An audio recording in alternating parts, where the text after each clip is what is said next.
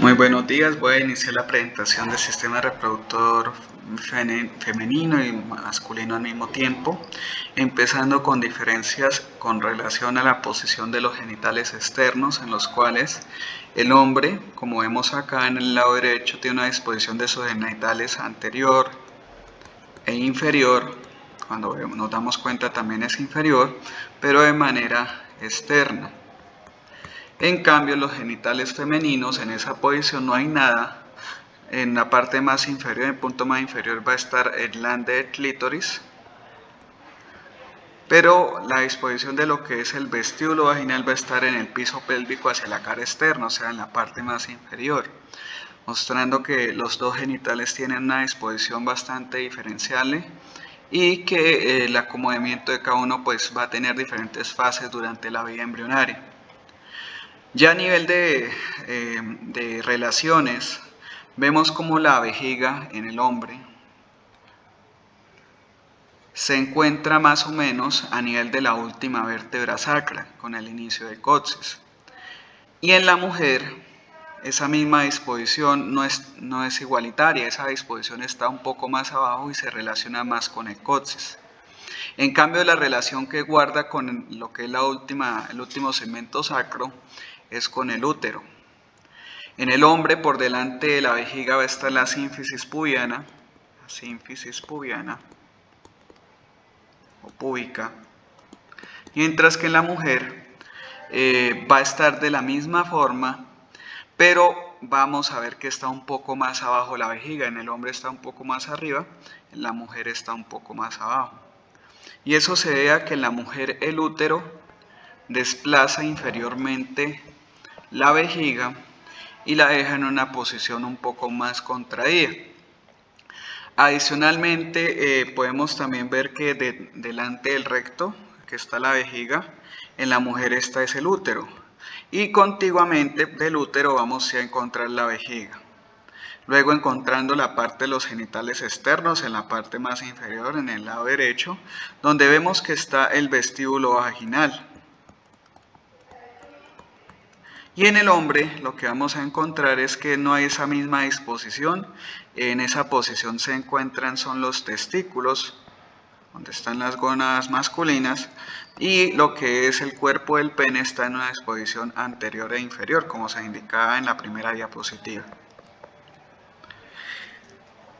Esa representación también se ve modificada gracias a la arquitectura ósea entre ambos géneros, en el cual la pelvis femenina es un poco más triangular y la pelvis femenina es un poco más circular, con un promedio de diámetro más concéntrico en la mujer de 12.5 centímetros, entre lo que es entre las dos distancias más largas, o sea, lo que sería el diámetro circunferencial.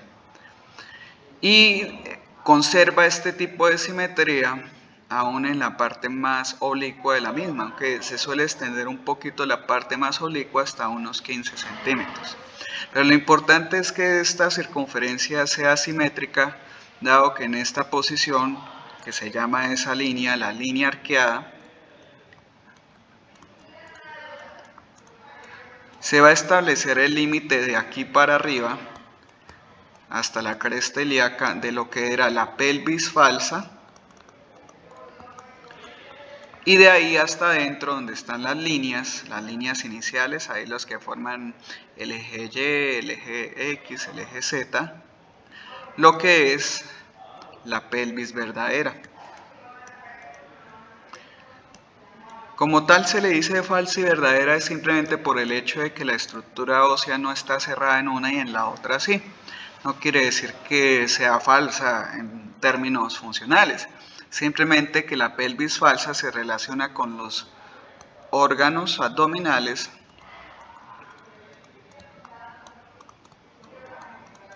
y la pelvis verdadera con los órganos pélvicos. Entonces por eso lo definen como pelvis verdadera, porque contiene verdaderamente a aquellos órganos que pertenecen a la pelvis. con una curvatura, como les decía, asimétrica, que en la parte inferior suele ser mucho más visible y que los ginecostetras suelen evaluar antes de lo que es la concepción para verificar si el canal de parto va a ser el más adecuado.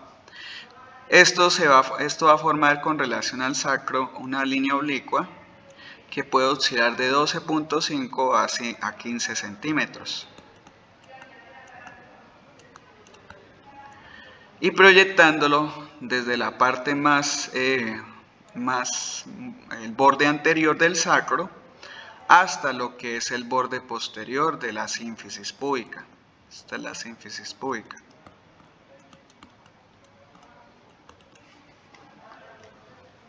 Ya en la parte más inferior hay una gran cantidad de músculos que están conformando el piso pélvico. Uno de los más importantes que también pues veremos si vemos rápidamente muscular, creo que no lo coloqué en la lista, es el piriforme. Este es uno de los músculos que hacen parte del piso pélvico. Y muy importante en el sentido que debido a que generamos mala posición de él, por ejemplo, cuando estamos sentados o a veces en la mala marcha o caminata, tiende a producir lo que es el dolor isquiático. Otro músculo que hay es este, que es el obturador interno. Es un músculo que hace parte de lo que llaman pélvico-trocantéricos. Tiene que ver con la estabilidad de la articulación de la cadera o coxofemoral. Va a participar en los procesos de rotación lateral del fémur. Vamos a tener también otros que están por aquí.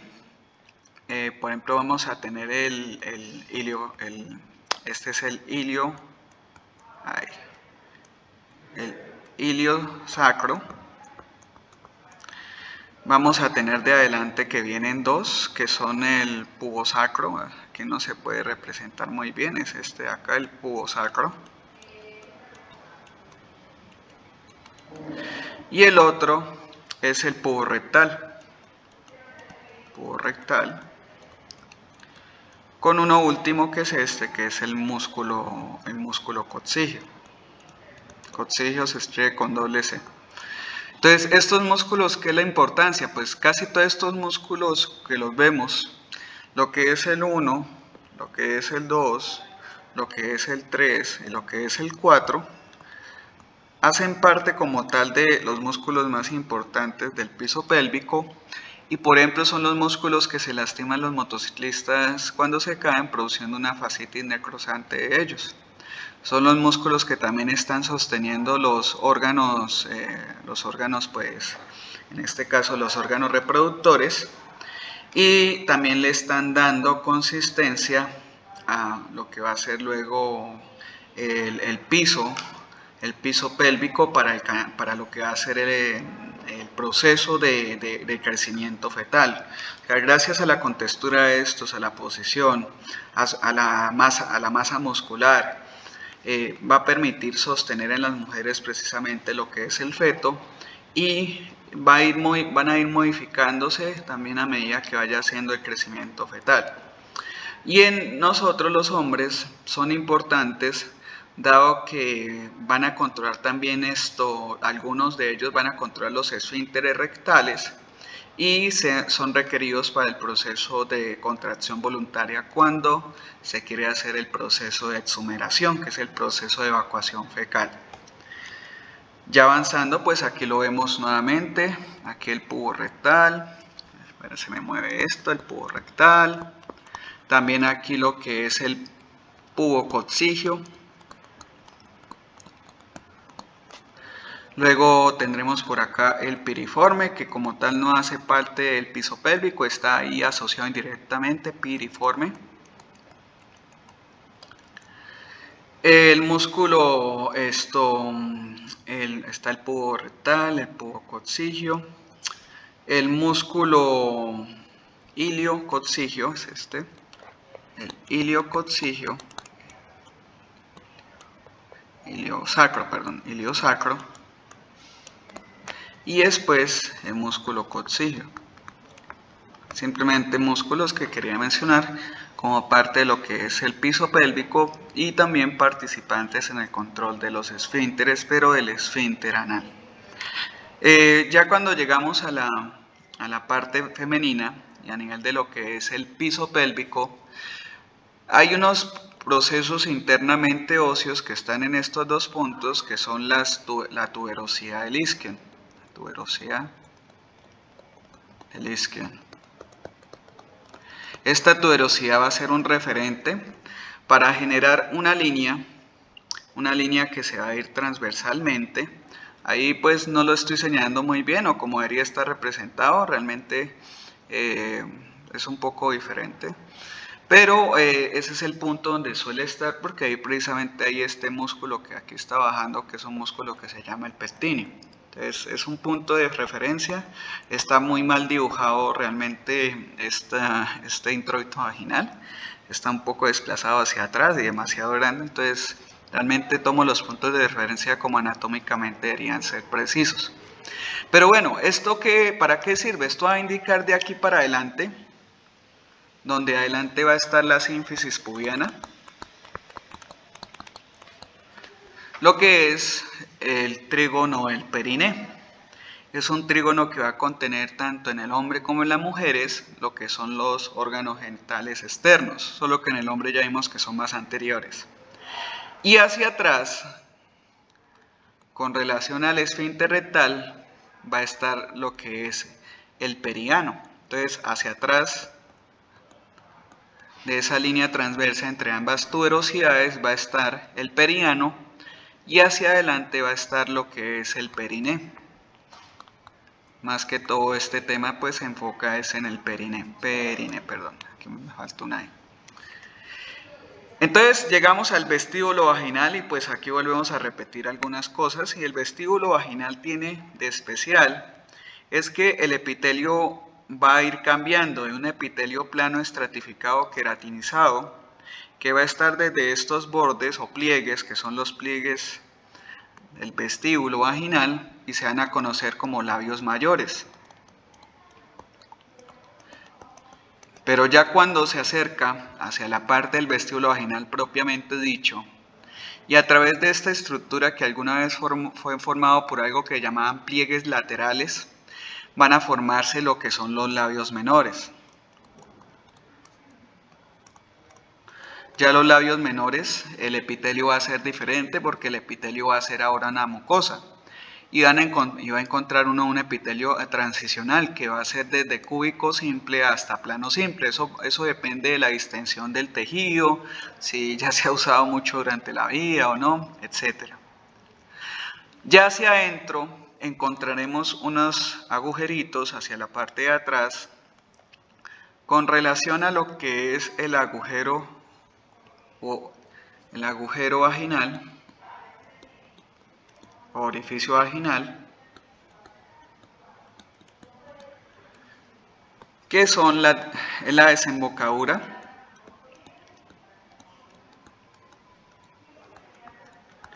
de las glándulas vestibulares mayores. También creo que las mencionan como de Bartonelli, eso sí no recuerdo muy bien. Son unas de Skene y otras son de Bartonelli. Creo que las de Bartonelli son las vestibulares mayores, pero hoy en día solo las llamamos vestibulares mayores. Y hacia adelante, unas que les dan dos nombres a estas de acá, un poquito más chiquitas, en el sentido de que esto no me deja aumentar el tamaño acá. Bueno, están detrás de lo que es el orificio uretral externo de la mujer. Ya ahí está saliendo lo que es la orina.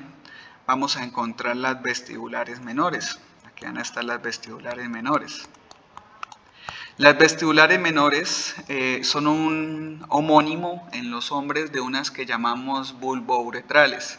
Son unas que producen el líquido preseminal en los hombres.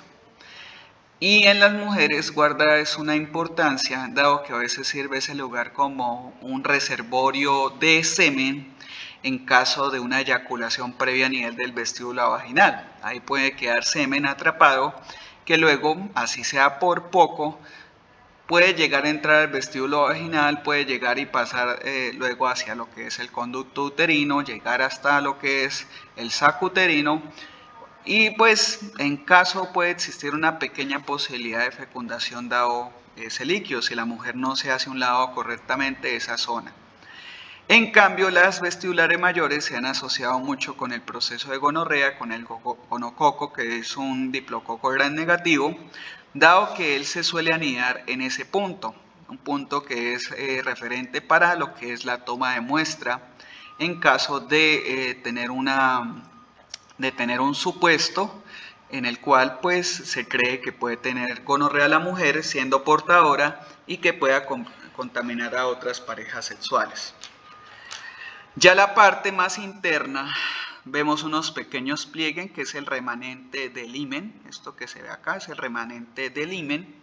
Siguen teniendo himen las mujeres, solo que ya está perforado.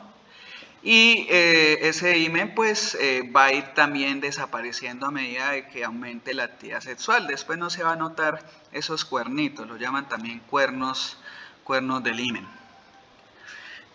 Entonces aquí con una muestra verdadera podemos ver cómo están lo que es la parte de los labios mayores, luego hacia adentro, en la imagen del labio derecho, lo que son los labios menores, que ahí estoy señalando. Ahí pues, bueno, sí, tienen razón, esto fue que los distendieron los labios menores y no me he dado cuenta. Perdón, aquí cometí un error, qué pena. Labios menores, si son todo esto. Ya me fijé bien, es que hay mucho pelo. Cuando hay mucho vello es difícil de diferenciar. Aquí están los labios mayores, se ve el pliegue. Ese pliegue en el hombre es lo que les decía, forma algo que llaman lo que es el pliegue lateral o tubérculo lateral, que en el hombre va a formar lo que es el escroto. En el hombre los dos labios mayores se fusionan y terminan formando lo que es como tal la estructura del escroto. En las mujeres se separa y pues se mantiene de esa manera.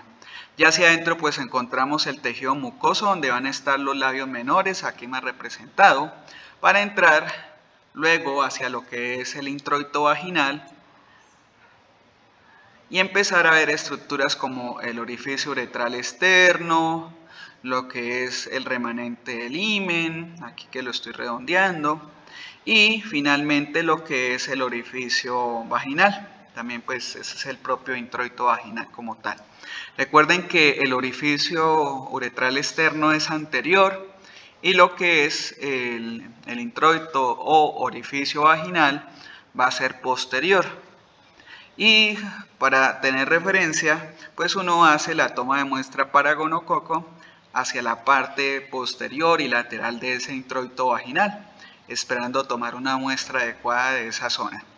A veces se toman de aquí adelante, pero esas muestras que se suelen tomar ahí adelante es, por ejemplo, las muestras que utilizan en la fiscalía para mirar si hubo algún tipo de escena violenta sexual, o sea, que haya habido violación, y ahí se toma una muestra de semen, que a veces, como les digo, que es un remanente que puede ayudar en la determinación genética del agresor.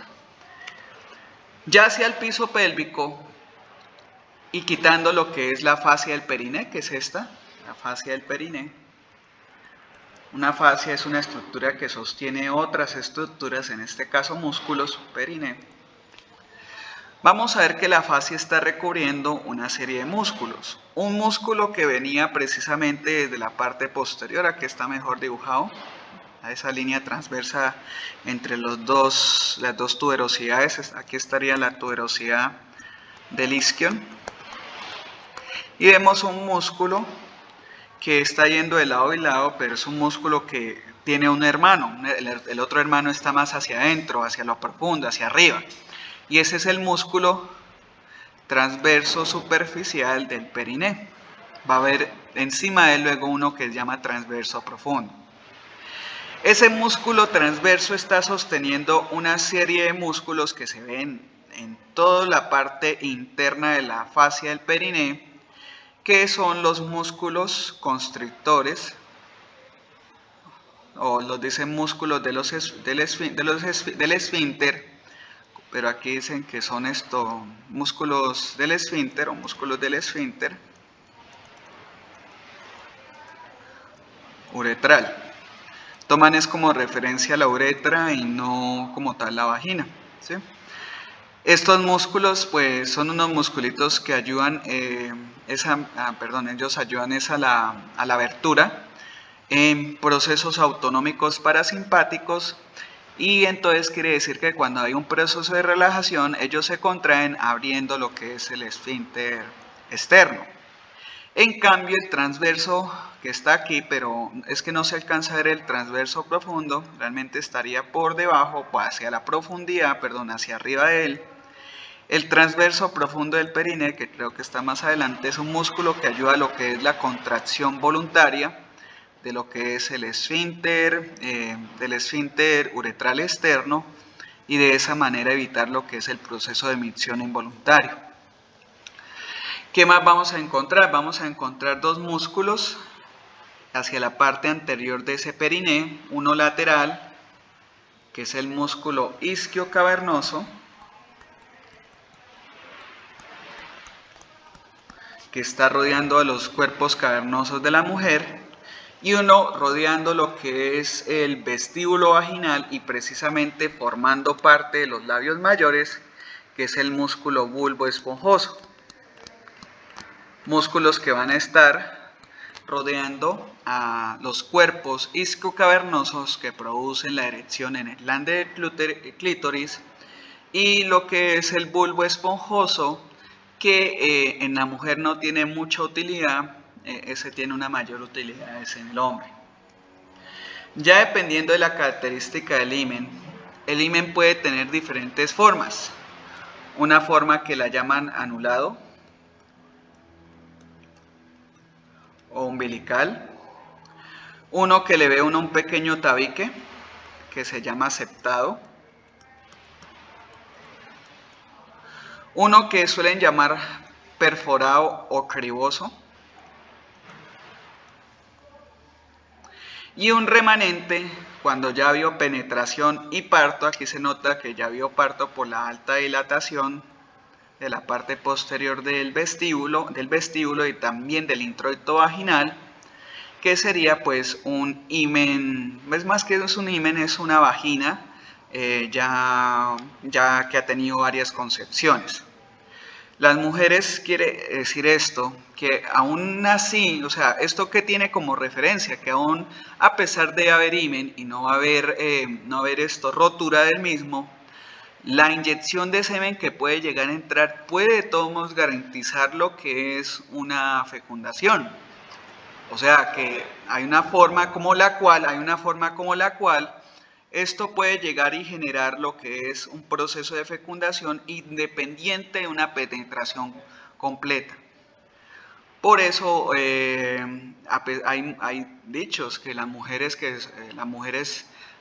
han tenido hijos de manera virgen. O sea, les han mirado, ellas se embarazan, el himen está totalmente completo, pero es una mala aseveración, dado que a pesar de que el himen es una estructura que está generando una barrera, no es totalmente cerrada y aún así puede ingresar el semen a través de él. Hay solo un tipo de himen, lo que es el himen cerrado o nulo que llaman, que suele estar bloqueado aquí, haciendo un ejemplo, completamente lo que es la membrana mucosa ahí. Pero ese himen hay que cortárselo a las niñas porque dado que el himen es de esta manera, tiene una perforación, debido a que en la primera menstruación tiene que salir todos esos detritos, el óvulo, la sangre que sale del miometrio, también la capa que se desprende del endometrio, y tiene que salir porque si no puede producir una infección, y entre más cerrado sea el himen, más probabilidad de infección puede ocurrir. Entonces, en esos procesos hay que tener consideración sobre las mujeres y realizarles dicho procedimiento de apertura del himen. Ya la irrigación es dada en esta zona por una arteria que se llama la arteria pudenda interna, que es una rama de la ilíaca interna. Es una de las últimas ramas que saca la ilíaca interna. Pasa por un canal que llamaban antiguamente el canal de Falconi, pero eso no es importante. Lo importante es ver cómo esta arteria saca una rama anal y rama del periano, y otra rama que se da para adelante, que es la rama del periné. Esta rama del periné va a irrigar casi en toda su proporción a lo que es esa zona del periné, pero va a ser coayudada por otras ramas adicionales, una que viene, aquí no se alcanza a ver, está por acá, la arteria pudenda externa que viene de la arteria femoral, la pudenda externa que viene de la arteria femoral. Esas son arterias que vienen del trígono femoral, que es la primera estructura que uno encuentra debajo del ligamento inguinal. Ya avanzando hacia la parte interna y nuevamente las relaciones, recordar que el recto es posterior con relación al útero. Y entre ellos dos se va a formar una especie de receso o una especie de saco que está aquí al fondo en la imagen del lado izquierdo, que fue llamado coloquialmente en una época antigua como fondo de saco de Douglas, pero hoy en día es conocido simplemente como fondo de saco rectovesical. Ahí es donde suelen ocurrir de manera más común lo que es los embarazos de tipo ectópico. Ya hacia la parte anterior podemos ver aquí cómo está la vejiga, y la vejiga en esa posición tiene una capa que es una capa serosa, es la capa que conecta con el peritoneo. El útero de una manera convencional debería estar realmente, se ha catalogado que para evitar cambios en relación a la presión que se genere sobre la vejiga, debería estar en una posición en la cual se encuentra un tanto elevado, no tanto hacia adelante, que suelen llamarlos hacia adelante como anterovertidos.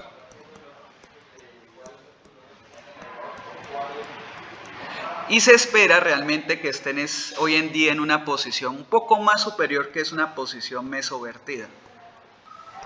O sea, una posición intermedia entre lo antero, lo posterovertido y sería mesovertido, aunque eso suele tener alrededor de unos 190, 100, 200 grados con relación a una línea vertical. Ese útero anterovertido puede llegar y generar compresiones de la vejiga debido a que precisamente está muy cercanamente con ella, y digamos la formación de miomas, quistes o algún tipo de alteración que empieza a producir cambios en la anatomía estructural de dicho elemento puede presionar produciendo cambios en lo que es el volumen fisiológico normal de la vejiga para la mujer. Los ovarios guardan una relación posterior y se dirigen de manera medial, teniendo un ligero contacto precisamente con el fondo de saco de Douglas. Por eso caen los óvulos a veces fecundados a ese nivel y terminan creciendo. También podemos ver cómo hacia adelante va a salir un ligamento que viene desde el cuerpo del útero, que es el ligamento redondo. Hacia los lados, rodeando al ovario, al cuello del útero, al cuerpo, va a estar uno que se llama el ligamento ancho, otro que se va hacia atrás y hacia abajo, que es el útero sacro, y otro que es importante dado que lleva el paquete neurovascular, es este que coloco aquí con el número 1, que es el ligamento infundíbulo pélvico. Eso quiere decir que el ovario tiene una vasta relación de ligamentos que mantienen su suspensión de manera normal y de manera gestacional, para así pues evitar que éste se llegue a prolapsar, o sea que salga hacia afuera del cuerpo de la mujer. También va a haber uno que se llama cardinal, pero no se alcanza a ver aquí, se alcanza a ver un poquito él aquí en el lado derecho, rodea al ligamento uterosacro. En los cadáveres no se puede llegar a ver. Y cabe resaltar de manera importante cómo el redondo se relaciona externamente con lo que se conoce como ligamento inguinal.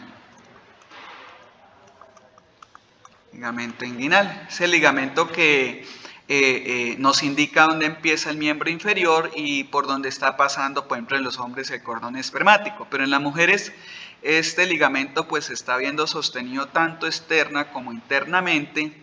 Los golpes del ligamento inguinal pueden afectar la posición del útero y también pueden afectar la posición del feto en caso de algún tipo de contusión a ese nivel. Ya avanzando, esto era lo que mencionaba. Bueno, aquí mencionan un útero normal, de manera no mesovertida, sino más que todo anterovertido. Pero realmente eso es una posición mesovertida, o sea, se considera mesovertida cuando bajo una condición fisiológica normal, que son 280 a 300 mililitros, el útero no produce ningún tipo de restricción a la vejiga, donde aquí que dice Blader.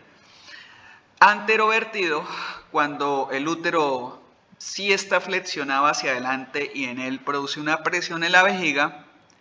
Retrovertido, cuando produce una presión sobre el recto, aquí está el recto. Y retroflejado, cuando va hacia el recto y lo presiona con mucha más fuerza. En estos retroflejados suele uno ver los ovarios hacia el otro lado, ya no están hacia la parte posterior, sino se ubican hacia la parte anterior. Son más que todo cambios morfoanatómicos severos que pueden producir alteraciones en los procesos de gestación, de fecundación, y las mujeres pueden llegar a ser estériles dado que no tienen posición normal sus órganos genitales internos. Ya nuevamente el útero, podemos apreciar esta vista que es posterior, no olvidar que es posterior. Y aquí vamos a tener el ligamento ancho que viene en todo su esplendor desde la tuba uterina, pasa por el cuerpo, pasa por el cuello y se ancla también hacia el cervix, un poquito hacia la parte lateral del cervix. En él vamos a encontrar el propio ligamento ancho, que uno lo define en la parte más que todo inferior. Hacia la parte superior, cuando el ligamento agarra lo que es el paquete neurovascular ovárico, se le llama mesoovario del ligamento ancho. Yo les valgo que solo digan mesovario, pero es para referenciar de que este mesovario realmente es parte del ligamento ancho, solo que es una pequeña porción de él que está uniendo al paquete neurovascular. Un paquete que primero ha bajado por este ligamento que era infundíbulo pélvico,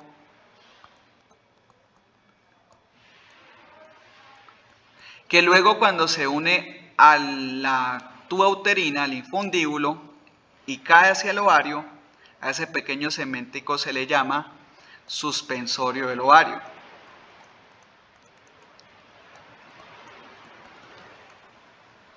Luego continúa el paquete neurovascular, se mete hacia el útero porque va a irrigar la parte superior del cuerpo, que es esto, es el cuerpo, la parte superior de él. El fondo y la tuba uterina va a ser irrigado por el paquete neurovascular que está ahí, que es el paquete neurovascular gonadal ovárico en este caso. Entonces va a necesitar entrar al útero y lo hace a través de este ligamento que voy a volver a señalar aquí hacia el lado izquierdo, que es el ligamento útero-ovárico. Útero-ovárico con doble O también conocido como propio del ovario. Entonces, tanto el ligamento infundíbulo pélvico como el ligamento suspensorio, como el mesovario del ligamento ancho y el ligamento uterovárico o propio del ovario, son importantes dado que a ese nivel va a pasar lo que es la irrigación del útero hacia lo que va a corresponder su parte superior, tuba uterina, fondo acá, fondo, tuba y la parte superior del cuerpo. ¿Listo? ¿Qué más vamos a encontrar? Vamos a encontrar que la parte del ligamento ancho que se relaciona con un remanente embrionario que se llama el epóforo. Este es el epóforo, esto que se ve aquí blanquito, esto casi no se suele ver. Esa parte que está sosteniendo también al ovario con la tuba uterina, pero hacia la parte de toda su extensión, lo que podríamos decir propiamente ampolla. Esto es la ampolla de la tubo-uterina. Se llama mesosalpis del ligamento ancho, o sea, hace parte también del ligamento ancho.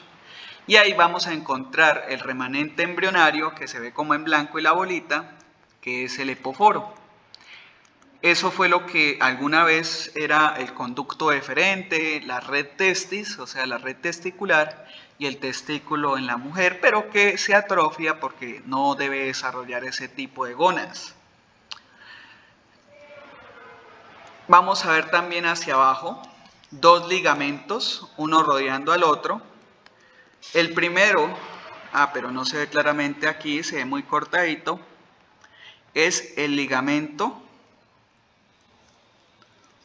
uterosacro. Y aquella estructura que lo rodea, ya a ese nivel no es ligamento ancho. A ese nivel pues no se ve bien, pero es el ligamento cardinal del ovario, del útero, cardinal del útero. Esto guarda importancia el cardinal y el ligamento uterosacro porque ahí entran lo que es la arteria y venas uterinas que descendiendo van a formar, si va bajando va a formar la arteria vaginal y subiendo pues va a seguir como arteria uterina.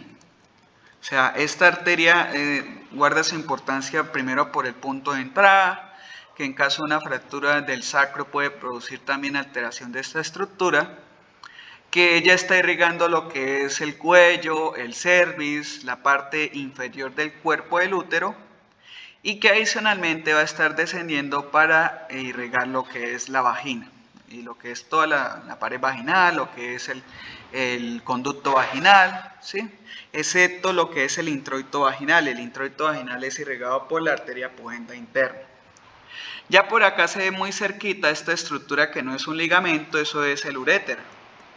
El uréter que viene desde la pelvis renal, desde el riñón, y que se mete también de todos modos dentro del ligamento ancho. Entonces a veces se puede confundir con otras estructuras. Como adicional, las partes de la tubo-uterina son primero el istmo, luego la ampolla, que es el segmento más largo, el infundíbulo, y en el infundíbulo la parte importante es que él tiene fimbrias que son ricas en actina para generar lo que es el proceso de atrapamiento del óvulo durante lo que es lo que es el transposón entre la fase folicular y la fase lútea de la ovulación. En ese punto, el óvulo, el ligamento suspensorio del ovario, que voy a volver a señalar aquí con flecha y con el número 1, tiende a hacer contracción debido a la vasoconstricción que hay en sus capilares, en sus vasos sanguíneos que están circulando a través de él, y eso produce un acercamiento del ligamento y del ovario hacia lo que es el infundíbulo. Eso va a garantizar de que pueda atrapar lo que es el óvulo próximo a salir, que aquí se alcanza a ver un poquito de eso en el lado derecho, el que acabo de encerrar, y que luego estalla cerca de su superficie, que a ese nivel histológicamente se llama el folículo de Graf. También se puede apreciar aquí en amarillito algo que se conoce como cuerpo lúteo, que son importantes en la producción de progesterona para garantizar lo que es el embarazo. Ellas facilitan y garantizan lo que es el embarazo. Lo que pasa es que el exceso de progesterona puede producir también cambios hormonales, produciéndose viraje de la misma hormona, haciendo luego lo que es formando un isómero y ahí formarse lo que es testosterona. Entonces también en exceso no suele ser muy bueno. Aquí podemos ver nuevamente los cuerpos lúteos. Este es el cuerpo lúteo. Aquí se ve un folículo, puedo decir que es secundario por el tamaño. Aquí un folículo primario, un cuerpo albicans o cuerpo albino, pero no alcanzo a ver un folículo de Graf. El folículo de Graf sería esa cavidad que ven ahí, adentro habría un óvulo que estalla en la superficie y uno ve como una tipo de herida que hay en la superficie del ovario. Aquí podemos ver las tres capas que hay en el útero de manera externa e interna, son el perimetrio, el miometrio y el endometrio. El perimetrio, que tiene una capa superficial de tipo seroso también protegiendo el peritoneo. El miometrio, que va a tener que ver con el proceso de contracción uterino, además de lo que es el proceso de irrigación a nivel del feto. Y el endometrio, que se separa cada nuevo ciclo menstrual y vuelve y se adapta para una posible fecundación. Ya que abajo se puede ver un poquito de cómo es el ligamento cardinal. Este sí es cardinal. Cuando se le ve grasita, es el cardinal, y ahí se ve entrando lo que es la arteria ureterina. Perdón, ureterina no. Ureterina es la del uréter. Uterina.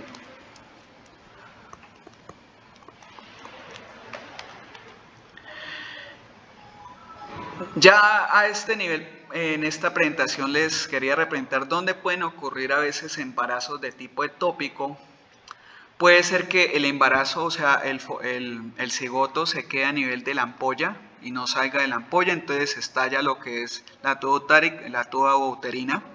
Otro, que se quede en el estrechamiento de la salida desde la tuba uterina hacia el útero. Otro puede ser que a nivel de lo que es el conducto uterino se quede ahí, y ahí no es un lugar muy adecuado porque puede también soltarse y abortarse. Otro, que por X causa haya una fecundación intraovárica, suelen ser muy raras. Otro, que sea a nivel del infundíbulo, que termina luego cayendo abdominalmente para caer en el fondo de saco de burlas y producir lo que es un tipo de embarazo abdominal, que no suele crecer mucho porque tiende a calcificarse poco a poco dicho feto. Ya la parte de la irrigación, como mencionaba, tenía que ver con la arteria que viene de la ilíaca interna por acá abajo. Viene de la ilíaca interna, que es la arteria uterina. Aquí se puede apreciar también. Y arriba, unas ramas que vienen de la aorta abdominal, que son las arterias gonadales. Si es mujer, pues se van a llamar arterias ováricas. El drenaje es igual por la vena ilíaca interna, pero se diferencia en el drenaje superior, el de la parte superior del útero, dado que la parte izquierda desemboca es en la vena renal izquierda y la parte derecha desemboca directamente en la vena cava inferior. Entonces, hay ciertas similitudes, pero al mismo tiempo hay diferencias. En la irrigación es igual, vienen de la aorta abdominal, un poco más o menos a nivel de L2. Pero cuando va a darse su drenaje, que sea en un sentido contrario, el lado derecho desemboca en la cava inferior y el lado izquierdo desemboca en la vena renal izquierda. Ya la parte, pues, de la parte inferior, que es el drenaje de vagina, de la parte del cuello, el cervix, y de la parte inferior del cuerpo, sí sigue dándose por lo que es la ilíaca interna, por una de las, pues, como es un sentido retrógrado, va a formar luego estas venas van a formar lo que es la vena ilíaca. No es que la vena ilíaca se lleve para formar las venas, sino realmente dichas pequeñas ramas venosas van a formar luego la vena ilíaca interna, pero es para que entiendan que desemboca en la vena ilíaca interna. Y aquí está la misma representación, simplemente un poco más detallada, cómo se forma la arteria uterina. Ella realmente viene desde acá, y cómo hacia abajo la rama más inferior va a formar la arteria vaginal. Luego arriba viene la arteria ovárica en caso de ser mujer, obviamente, y esto va a generar la irrigación de la parte superior, que compromete la parte superior del cuerpo, la parte del fondo y la parte de la tuba uterina, además del ovario. La inervación simpática es dada por lo que es el ganglio celíaco, viajando a través de los nervios esplánico-pélvicos que descienden a través de las arterias gonadales. O sea, las arterias gonadales van a ser importantes porque van a permitir el descenso de las ramas simpáticas que van a producir las contracciones uterinas, pues obviamente a nivel del útero, valga la redundancia. La parte que controla dicha información, o sea, los segmentos que controlan dicha información, son los segmentos que van de T11 a L2, y a nivel de lo que es T11 y T12, pues va a darse lo que es la recepción del estímulo somático, de la sensibilidad. Ya la parte más sencilla de aprender es la inervación parasimpática y la información somática inferior, o sea, lo que es vagina y el cervix, o sea, cuando les duele a las mujeres la vagina o el cervix. Esa información es mediada por la parte más inferior de la médula espinal, que es el componente de S2 a S4, y que viaja a través de un nervio que se llama el nervio pudendo, muy parecida a la arteria que vimos hace un rato. Entonces, el nervio pudendo es un nervio que se forma de los segmentos medulares de S2 a S4, y este nervio pudendo no solo es somático, sino que también ahí en azul pueden alcanzar a ver, tiene sus ramas parasimpáticas para la inervación de lo que es vagina, útero y tubas uterinas. Esto pues, ¿para qué va a ser? Esto va a ser pues para lo que es el proceso de relajación de la contracción uterina. Pero también van a ayudar a lo que es la secreción mucoserosa que se da en el útero. ¿Por qué la secreción mucoserosa? Porque es que de todos modos es una mucosa, es un lugar que necesita lubricación y que también debe generar la producción de moco. Es más, ustedes evalúan lo que es el moco en las secreciones vaginales. Ya la diferencia que existe a nivel del desarrollo es previa a la gestación, y se forma a partir de dos conductos, o la diferenciación de dos conductos, que es el conducto paramesonéfrico y el conducto mesonéfrico. Para es de paralelo, o sea, está al lado. El paramesonéfrico es el que en las mujeres es el que va a formar los órganos genitales internos femeninos. Y el mesonéfrico es el que va a formar los órganos genitales internos masculinos, lo que va a ser testículos, conducto deferente. O sea, lo que conservamos ambos en común es que ovarios y testículos van a ser las gónadas, y en cada uno se va a desarrollar un tipo de estructuras. Si se desarrolla el mesonéfrico, vamos a ver cómo esas punticas que se ven ahí van a formar lo que es la red testicular y el epidídimo. O sea, eso que en los hombres es diferencial en las mujeres.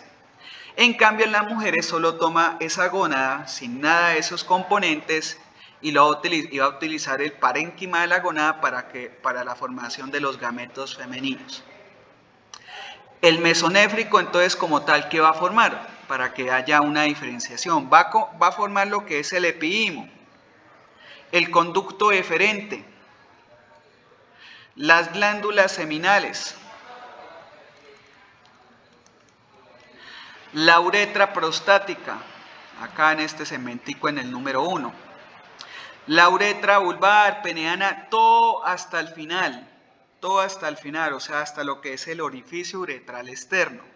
Va a formar todo el componente del trayecto de lo que se conoce como el líquido, el semen como tal. No el líquido seminal, porque el líquido seminal es el que sale de la glándula seminal, que se une con el líquido espermático, que es donde viajan los espermatozoides. Aquí vendría en el deferente el líquido espermático.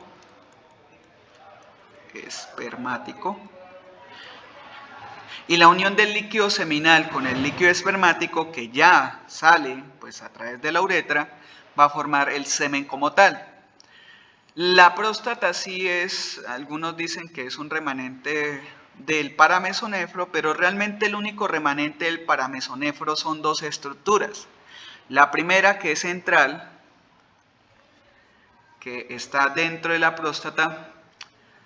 Ay, que en estos momentos, ahorita lo recordé hace unos 5 minutos y ahorita se me fue la idea. Bueno, sí forma las glándulas bulbouretrales, que son estas, las bulbouretrales, como remanente, pero ellas sí son funcionales, bulbouretrales. Ay, se me fue la idea. Esa estructura que está es una estructura central, lo llaman ciego prostático, es el nombre que también les dan en anatomía, aquí lo llaman ciego prostático. Es un lugar donde se dan contracciones a nivel de la próstata, prostático, pero se le conoce como se me acaba de ir la idea. Yo se los dije en la clase y en este momento, no, y hace 5 minuticos lo recordaba y pues para la grabación no vale la pena. Ay, changos, ¿cómo es que se llama? Bueno, ahorita si me acuerdo vuelvo y le digo.